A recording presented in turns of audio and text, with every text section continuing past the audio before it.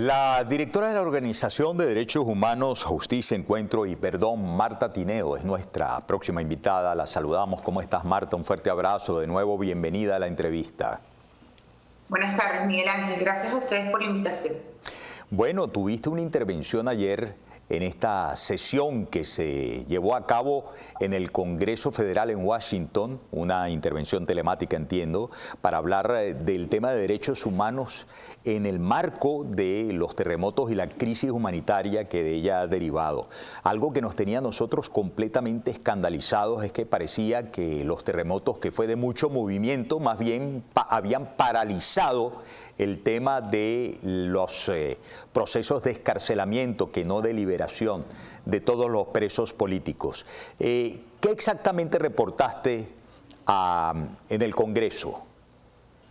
Sí, muchísimas gracias. Me importa hablar mucho de esto porque efectivamente ayer tuvimos una oportunidad histórica, ¿no?, de conversar desde organizaciones de la sociedad civil y en lo personal desde una organización de víctimas como la que represento, de cuál es la situación actualmente en Venezuela en materia de derechos humanos. A mí me correspondió justamente hablar de la situación de los presos políticos, reconociendo por supuesto que efectivamente desde enero del presente año y hasta la presente fecha ha salido un número importante de prisioneros políticos en Venezuela, pero tal cual tú lo planteas, la mayoría ha sido a través de medidas cautelares, es decir, se mantienen con una libertad condicionada y sometidos a procesos judiciales que siguen violando todas las normas del debido proceso. Pero en todo caso reconocemos que sí, ha salido un número importante de prisioneros políticos de las cárceles, pero se mantiene un número de más de 500 prisioneros políticos actualmente en Venezuela. Entonces,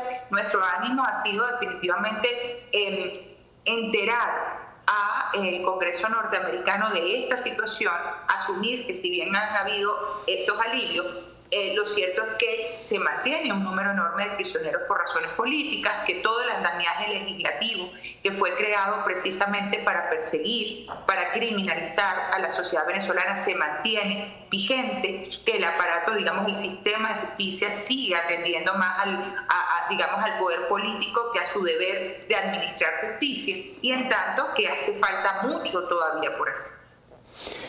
¿Qué es lo que ha ocurrido que no han terminado de salir de prisión más de 500 personas? ¿Qué es lo que termina siendo injustificable incluso frente al argumento que le he escuchado a voceros del propio Departamento de Estado cuando admiten, bueno, hubo una ley de amnistía y hay que reconocer que salieron muchas personas de allí? Sí, pero es que tenía que resolverse el problema de cuajo, todos, ¿ah? ¿Por qué, según lo que hayas podido evaluar, no han salido aún todos? Bueno, nosotros hemos sido en ese sentido muy reiterativos. A nuestro juicio, aquí lo que sigue faltando es voluntad política, o sea, la decisión política de liberar a todas estas personas. Y entendemos que no ha sido así porque históricamente, y lo vemos a lo largo de las últimas décadas acá en Venezuela, pues pareciera que para el gobierno venezolano resulta ser muy funcional tener prisioneros políticos, porque justamente terminan siendo utilizados como una válvula de escape en momentos de mayor o menor presión interna o externa. Entonces pareciera que se pretende siempre tener a un grupo de personas allí, tal cual rehenes políticos, con los que avanzar en determinados momentos. Y eso, por supuesto, da cuenta de cómo la política de persecución se mantiene en Venezuela, más allá de que en los últimos meses no hemos visto una oleada, digamos, de nuevas detenciones masivas, sí, como tú lo planteas, detenciones temporales, ese amedrentamiento, esa forma de ejercer el control social desde el miedo, desde el horror. Entonces, ¿qué falta? ¿Qué ha pasado? Bueno, la verdad es que esa respuesta yo no pudiera darla con exactitud porque yo no formo parte del poder político venezolano, pero entendemos que lo que sigue faltando en definitiva es esa decisión. ¿Por qué no la toma? Pues pudiéramos creer que tiene que ver con eso, y por eso era importante para nosotros informar a los congresistas norteamericanos de que esta situación lamentablemente se mantiene en Venezuela. ¿Qué tipo de respuesta lograron hallar de los congresistas estadounidenses cuando presentaron este reporte? Bueno, para mí fue importante ver que, porque esta es una comisión que está conformada, es bicameral, ¿no? Entonces está conformada tanto por congresistas republicanos como demócratas.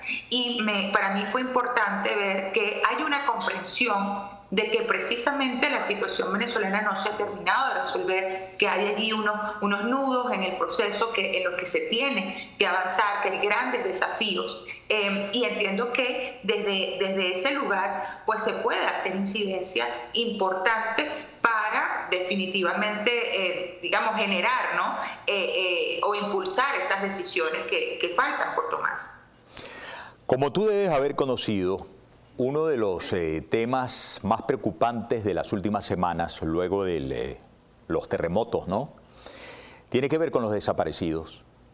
El reporte oficial que da como vocero Jorge Rodríguez todos los días, desde hace muchos días, quitó de la ficha el tema de los desaparecidos. La pregunta que te voy a hacer es muy dura. ¿Hay conciencia, hay certidumbre de que de estos más de 500 presos políticos realmente están en las cárceles? ¿Existen? ¿O algunos de ellos, no sé en qué número, están verdaderamente desaparecidos también? No, hemos tenido información permanente, nos mantenemos en contacto y en trabajo con todos los grupos de familiares de los diferentes centros de reclusión a nivel nacional donde hay personas privadas de libertad por razones políticas, y no tendríamos nosotros ninguna razón para ni siquiera sugerir responsablemente que haya, digamos, decesos, ni mucho menos dentro de las cárceles, no al menos en cuanto a los prisioneros por razones políticas. Los reportes que hemos tenido, sí, y muy lamentable, es que en la cárcel de Ramo Verde, y luego se reportó en la cárcel del Rodeo, bueno, como consecuencia del doble terremoto hubo daños, digamos, en la infraestructura. Nosotros hemos insistido en ese sentido, que bueno, lo primero es saber si el Ministerio de Servicios Penitenciarios ha realizado las inspecciones correspondientes, ¿no?, para establecer cuáles son las condiciones de esa infraestructura. No hay información. A mí me parece escandaloso que en este momento en el que tú y yo estamos conversando no haya habido ningún reporte oficial por parte del Ministerio de Servicios Penitenciarios en cuanto a cuál es el estado digamos, de toda la infraestructura carcelaria en Venezuela. Entonces, los familiares de los presos políticos, tanto de Ramo Verde como del Rodeo, informaron que una vez pudieron visitar o conversar con sus parientes, estos le informaron que habían algunos daños, no sabemos si graves o no. Por eso es tan importante, insisto, que haya una información oficial, que se nos diga, mira, sí, se hicieron las inspecciones, no hay ninguna situación de peligro, nada de esto lamentablemente ha pasado. Entonces, claro, esto se llena de mucha angustia, de mucha incertidumbre. Supimos que tanto en Ramo Verde como en el Rodeo, en las primeras horas posteriores al doble terremoto, sacaron a algunos de los privados de libertad de sus celdas y los dejaron en los patios, bueno, entonces durmiendo a la intemperie con todo lo que esto representa, pero luego fueron llevados nuevamente a la celda. Entonces, específicamente en la cárcel del Rodeo, la información que tenemos es que entonces los privados de libertad iniciaron una manifestación pacífica, por supuesto, temiendo por su vida, no sabiendo si estaban en riesgo o no, y lamentablemente esos reclamos pues fueron sofocados con más violencia. Se nos dieron reportes de que supuestamente habían sido utilizados gases lacrimógenas, perdigones dentro de las instalaciones. Esta es información, vuelvo, que circula entre grupos de familiares. Ahora bien, sabemos también que lamentablemente nosotros no tenemos acceso a esos centros de reclusión y pedíamos que se permitiera el ingreso o del Comité Internacional de la Cruz Roja o de la oficina o de funcionarios de la Oficina del Alto Comisionado que están acá en Venezuela, precisamente para poder corroborar la información. Ante la falta de información oficial, esto se llena de rumores, de angustia, de incertidumbre. Entonces, decíamos, permitan el ingreso o den información oficial. Lamentablemente nada de eso ha ocurrido, pero los propios familiares que han podido tener comunicación con sus parientes nos dicen que bueno, que en medio de esta situación tan compleja están bien. Entonces, para responder tu pregunta en definitiva, no tenemos nosotras ninguna razón para creer que haya una situación, digamos, de esa magnitud dentro de los centros de reclusión. Es decir, que no haya la reedición de Víctor Hugo Osqueros que no conozcamos, que no haya la reedición de... Bueno, siguen desaparecidos el joven Guarenas en del Táchira, y el Hugo Marino también con su mamá todavía siempre en la prédica constante de saber de su paradero, ¿no? Finalmente, quisiera una consideración tuya sobre el tema de los presos políticos en la agenda de lo que comenzará a discutirse el 1 de agosto entre la comisión presidida por Dinora Figueras y otra comisión presidida por Jorge Rodríguez. Ayer leía yo opiniones que decían, es que ese no debe ser un punto, es que debe ser una condición, que no haya ningún tipo de negociación hasta que se haya logrado la liberación de todos los presos políticos. ¿En qué rango encuentras tú esto posible?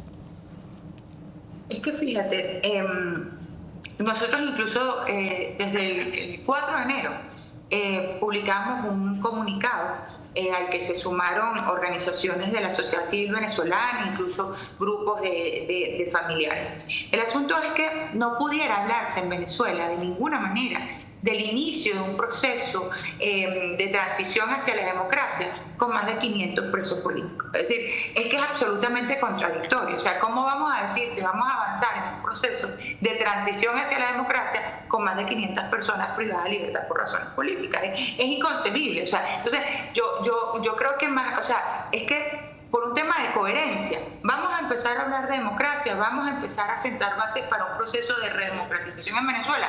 Lo primero y necesario y fundamental es que no haya privada de libertad por razones políticas, porque si no, todo esto al final pierde todo sentido, toda coherencia, insisto. Entonces, ayer incluso lo decía yo ante el Congreso norteamericano, mira, hay 3 decisiones que se pueden tomar inmediatamente y que al final pueden determinar el inicio de cualquier proceso de democratización genuina en Venezuela. Liberación plena y definitiva de todos los presos políticos. Derogación por inconstitucionalidad de todo ese cuerpo normativo que ha sido creado para perseguir políticamente a la sociedad venezolana. Porque en el mejor de los casos, ahorita liberamos a todos los presos políticos, pero mañana, con todo ese andamiaje legislativo, empezamos y abrimos un nuevo registro. Entonces, no es solo liberar a todos los presos políticos, es derogar por inconstitucionales, que son todas esas normas, y definitivamente acabar con toda esa estructura represiva que aún se mantiene. Como tú lo decías, de repente ahorita no tenemos detenciones masivas por razones políticas, pero ahí está el aparato represivo, ¿sabes? Hostigando, amedrentando, haciéndote saber que te estoy viendo, que en cualquier momento pues puedes ser víctima de una detención arbitraria. Entonces eso hay que desmantelarlo. Y a partir de esas 3 condiciones, bueno, nos sentamos entonces, ojalá y finalmente hablar de un proceso de transición hacia la democracia en nuestro país. Muy bien, Marta, te agradezco mucho que hayas estado con nosotros en la entrevista, te envío un gran abrazo y hasta la próxima oportunidad. Gracias a ustedes por la atención. Bien, directora del organismo de derechos humanos, Justicia, Encuentro y Perdón, Marta Tineo. La escucharon. Por el tiempo que se me ha agotado, búscate por favor, Rafa, lo que teníamos en el segmento que nos faltaba, una publicación de Monitoreamos, que vamos a ver de inmediato en pantalla, y que alude también a lo ocurrido en el Congreso Federal en Washington la tarde de este miércoles. Ahí está. El terremoto reveló la urgencia del retorno al Estado de Derecho en Venezuela. Es muy coincidente, todo un ramillete de titulares el día de hoy, tanto del Departamento de Estado como de organizaciones de la sociedad civil, como el caso de este grupo de latinoamericanos en Washington, ¿no? Laura Dipp, directora para Venezuela de la Oficina en Washington para Asuntos Latinoamericanos, compareció ante el Comité de Derechos Humanos de la Cámara de Representantes del Congreso de Estados Unidos para exponer un balance sobre la situación institucional y humanitaria en Venezuela. En mi propia publicación de X vamos a tener el sonido de la señora Laura Cristina Dipp. En Venezuela no hay una transición democrática genuina. Eso es acusar directamente a Delcy Rodríguez de una farsa total frente al tutelaje de los Estados Unidos. ¿Tienes ya el video? Te dije que de mi propia plataforma era el otro material que estaba. Por favor, dale pues. Dale. Muy bien, ya vamos a escuchar a Laura Dipp, directora del programa de Venezuela en la Oficina en Washington para los latinoamericanos. Escuchémosla. Vas a tener que sobreleerle. Ok. Dale pues. En las últimas 2 décadas, las autoridades... Perdón. Dani, por favor, bájale a ella un poquito y súbele el volumen a Rafa, porque si no, nos empatucamos. Dale pues. En las últimas 2 décadas, las autoridades venezolanas han desmantelado gradualmente las instituciones democráticas. Los tribunales fueron capturados, las autoridades electorales puestas bajo control ejecutivo y los organismos de supervisión convertidos en instrumentos de poder abusivo. Esto permite una política de presión políticamente motivada a detenciones arbitrarias, desapariciones forzadas y torturas. La misión de investigación de la ONU determinó que organismos ya va, un momento y me disculpan acá. Crímenes de lesa humanidad. En julio de 2024 declararon victoria electoral, aunque las autoridades no ofrecieron actas oficiales de escrutinio de los resultados reales publicados de forma que comprobara la victoria de la oposición en un amplio margen. La represión ante las autoridades ciudadanas, la ola más intensa en memoria reciente, incluyó más de 2.000 detenciones, entre ellas menores de edad. El 3 de enero de este año, Estados Unidos llevó a cabo una de las operaciones militares en Venezuela y capturó a Nicolás Maduro y a su esposa. La operación se realizó con autorización del Congreso y generó serias preocupaciones tanto bajo la Constitución de Estados Unidos como bajo la ONU. Si bien rompió el estancamiento político que siguió las elecciones del 2024, algunas aperturas, esto aún no ha trascendido. Hay una transición democrática genuina. Desde entonces, más presos políticos... Más de 700 presos. Más de 700 presos políticos han sido liberados. Algunos líderes exiliados en la sociedad civil han recuperado cautelosamente su espacio. Figuras claves leales a Nicolás Maduro han sido trasladadas a otras oposiciones dentro de la misma estructura de poder. Lo que ha cambiado es más... Perdón. Lo que no ha cambiado. Lo que no ha cambiado... Voy a retroceder un momento y me disculpan. Lo que no ha cambiado. Lo que no ha cambiado es fundamental en las horas de la captura de Maduro. El Tribunal Supremo invocó un concepto que no existe en la Constitución venezolana, una llamada ausencia forzada para instalar a Delcy Rodríguez como presidenta encargada, incluso con la interpretación más flexible. Bien. Va bajando. Difícil la sobrelectura esta, ¿no? Pero hizo un recuento completo la gente de Bola de todo lo que ha ocurrido después de la incursión de los Estados Unidos manu militaris para llevarse ante la justicia a Nicolás Maduro y a Cilia Flores. Y lo más fundamental de su intervención ayer en el Congreso es que consideran no genuina la transición, lo cual mete más presión al proceso de aceleración que estamos viendo de parte del Departamento de Estado, que ha publicado ese comunicado que quizás con lenguaje diplomático dice mucho, hiere mucho, me figuro yo, sentencia mucho, estoy convencido, a Delcy Rodríguez, Jorge Rodríguez, Cabello y todos ellos. Llegamos al final, amigas y amigos, mil gracias por habernos acompañado. Los espero mañana con el favor de Dios en la entrevista, pendientes de toda la programación de EBTV. Muchas gracias, caminando, hasta la próxima, Fernando. Chao. Este programa fue presentado por Easy Car. Entras caminando y sales manejando. Montano Miranda Law. Abogados de inmigración con más de 16 años de experiencia. Construye un futuro seguro y legal para ti y para tu familia en Estados Unidos. My Braces, mi centro de salud bucal en Hialeah.